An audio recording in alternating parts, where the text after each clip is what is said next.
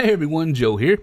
Well, Sigma has announced 2 more lenses into the art line, and I thought I'd let everybody, all my viewers, know about them. So, if anybody's tuning into this video and look for a review, this is not a review, this is just an announcement video to my viewers and stuff. That said, let's get in here and talk about these 2 new lenses. Okay, well the first lens you probably already read in the title is the 70mm f2.8 DG Macro Art. And the other lens is the 105mm f1.4 DG HSM art lens. They call it the Bokeh Master. Now, I'm not really sure I like the bokeh on this one as from the sample photos I've seen. So I'm going to hold judgment until we actually see some more photos from other photographers. But anyway, I will show you the photos here in a minute. Now, the first one here is an art lens. And this is the first macro lens they've actually put into the art line. Really glad to see it. It should turn out to be a pretty decent lens. Even the older one here, like this 50mm macro from Sigma I've had for quite a while now, is actually extremely sharp and from corner to corner. So them actually putting more and more effort and actually creating this new one, I'm really happy to see. Now, if you go to get a macro lens of any brand, try to get something at least around 100mm. That's the only downside I can see to this one is I don't like anything that shorter than 100, and I learned that from experience with this one because this one's just a 50. But a lot of times when I go to zoom in on something like coins or something other, I can be almost touching it, and it makes it really hard to get light in there under it. And of course, if you plan on doing any kind of bug photography with the bug still alive, you might want to get the longest focal range you possibly can. But yeah, anyway, it should turn out pretty good. Like I said, holding judgment on everything until we actually see how it performs. And this, like I said, this is not a review, of course. It's just me talking about these new lenses and kind of point out any kind of anything about them. So anyway, like I said, a 1:1 macro. It has 9 rounded aperture blades, so it should give you some pretty nice out of focus bokeh. I actually think this one's probably better than my Canon lenses I have because as a 50, because that thing bokeh is just nice. So it's a 1:1 macro, and the aperture on this one, aperture range is f2.8 to f22. That said, a lot of macro lenses do go down to f32. However, it gets into the point of a lot of defringing and stuff, and the optical quality is not really that good. And pretty much anything past f19 on most macro lenses just goes to garbage. That's just the way light is. But if you're going to do anything where you want the most depth of field possible, do look into learning about focus stacking. I did a video on it a while back. You can check that up in the corners. So that way you can use like f11 at the the slowest and actually get a lot of depth of field into your photos and stuff. Like I said, it really does help a lot.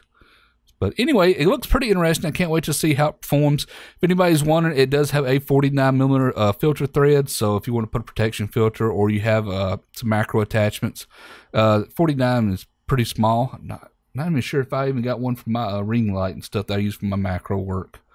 But yeah, that might be something to look out for.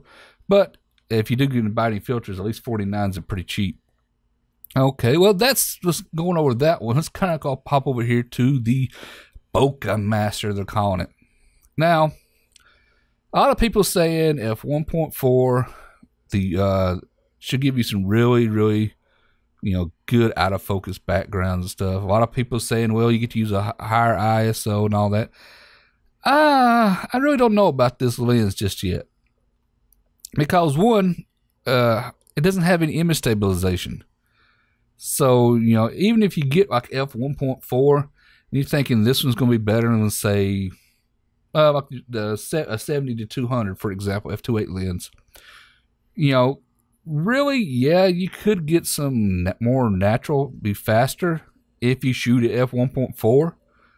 However, don't be thinking you can get better pictures. What I'm saying is, if you get a 70 f2.8, most of those have 4 stops of image stabilization, which can end up giving you a more depth of field and let you also keep your ISOs and stuff down lower. So that might be something to look into. A lot of people are saying, hey, I'd rather have this one because I can lower my ISO, blah, blah, blah. Nobody was taking into account of image stabilization on most lenses. This one doesn't have it. I really wished it did, but it doesn't.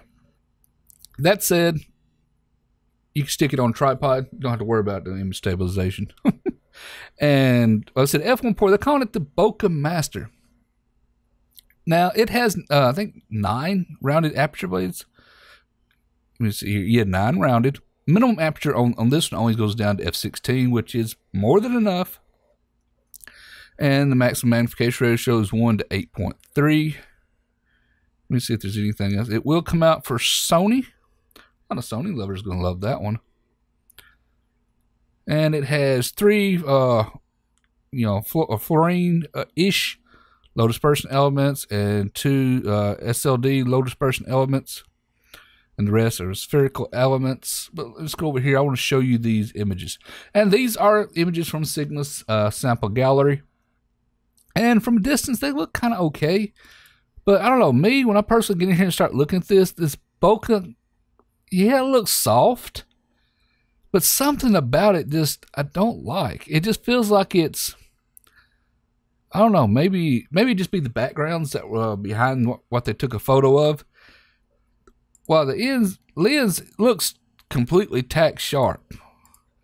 The Bokeh looks like it's kind of rough under it. That's like smoothed out roughness, if that makes sense. I don't know. It just still looks smooth, but still busy at the same time. Like, it just kind of unnatural looking. I'm not really sure what it is to me, but I'm really not liking it at all. I don't like it at all. It just, like I said, it could be these photos, but I'm not liking the bokeh on this lens, me personally. But as far as being sharp, as you can see, they focused in on the eye. It's tack sharp. So, yeah, for portrait lens in studio, it's probably an excellent option. Because you're not worried about background bokeh anyway. But, yeah. But as far as tack sharpness, yeah, it looks sharp. Not sure how the autofocusing stuff's going to work out in the long run, but I'm sure it won't be too bad. Sigma's been working on that, getting it straightened out. But, yeah, as far as what I can see here, I'm not really liking the bokeh at all. So, anyway, leave me know what your thoughts and comments are below if you like the bokeh or not. Of course, like I said, it could be just the backgrounds. And we got to really hold judgment until we actually see when it performs. A lot more photographers and stuff getting their hands on it. But anyway, that's really it about this lens. Isn't nothing really all too special, but other fact is f105mm at f1.4. So that itself is still pretty nice. I'm glad to see that. But a lot of people were talking about wondering how well it's going to turn out. To be quite honest with you, I'd rather have my 7200 and have 200mm at f2.8. That's me personally, but this one could be much smaller. So I don't know. I'm not sure if it's the Bokeh Master yet, but that's what Sigma's calling it. So anyway, I just thought let everybody know these lenses are out. And like I said, you can leave your thoughts and comments down below and tell me what you think. If you like this video, then you may also like Kaspersky Internet Security.